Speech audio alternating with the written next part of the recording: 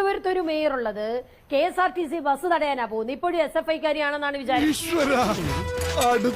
അവർക്ക് ഇപ്പോഴും താൻ ഒരു മേയർ ആണെന്നോ താൻ ഒരു ഉത്തരവാദിത്തപ്പെട്ട ഒരു പൊസിഷനിലാണ് ഇരിക്കുന്നതെന്നോ ഉള്ള തോന്നല ആ കുട്ടിക്ക് വന്നിട്ടില്ല. അവിടെ ബസ് തടയാനും അതുപോലെ ഡ്രൈവറിനെ ചീത്ത വിളിക്കാനും പോവുകയാണ്. മെന്റലുണ്ടോ എനിക്ക് സംശയിക്കുന്നവരുണ്ടേ.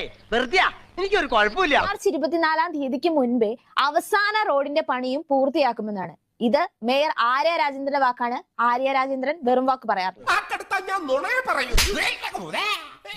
മേയർക്ക് എന്താണ് പറയാനുള്ളത്?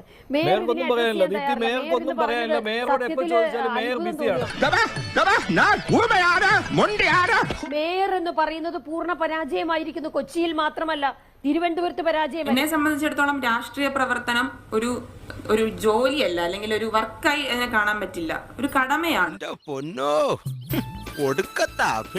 തിരുവനന്തപുരത്ത് ഒരു മേയർ ഉള്ളത് KSRTC ബസ് തടയാനാ പോകുന്നത്. ഇപ്പോഴും SFI-കാരിയാണെന്നാണ് വിചാരം. വല്ലാത്ത തലവേദന. ഞാനൊന്ന് കിടക്കട്ടെ.